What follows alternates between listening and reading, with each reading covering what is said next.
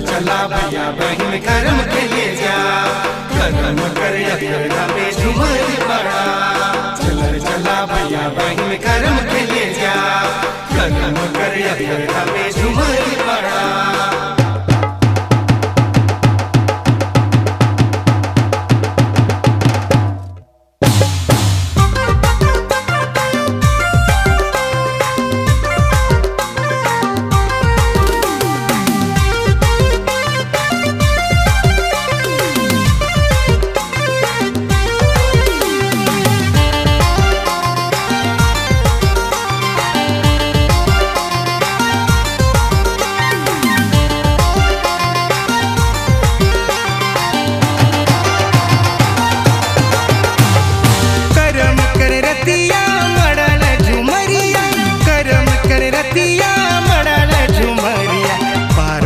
कर्म सेवा कर सातों गोतनी सेवा कर, पार्वती कर्म सेवा कर सातों गोतनी सेवा कर।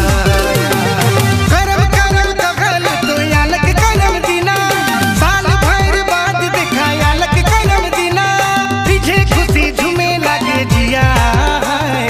पार्वती कर्म सेवा कर सातों गोतनी सेवा कर, पार्वती कर्म सेवा कर सातों गोतनी सेवा कर। कर्म कर रतिया मड़ल झुमरिया, कर्म कर रतिया मड़ल झुमरिया, पार्वती कर्म सेवा कर सातों गोतनी सेवा कर। भैया बहिन कर्म सेवा कर, मिली जुली कर्म पूजा कर।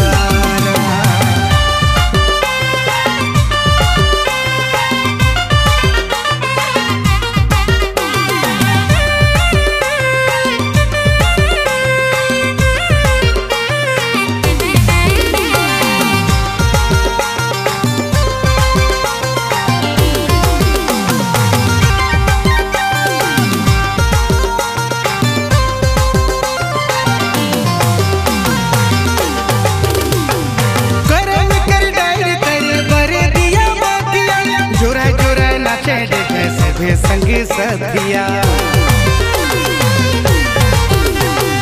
कर्म कर डायर तेरे बरे दिया बातिया, जोरा जोरा नाचे देखे सभे संगे सथिया। कर्म कर रतिया मड़ल झुमरिया, कर्म कर रतिया मड़ल झुमरिया, पार्वती कर्म सेवा कर सातों गोतनी सेवा कर। भैया बहिन कर्म सेवा कर, मिली जुली कर्म पूजा कर।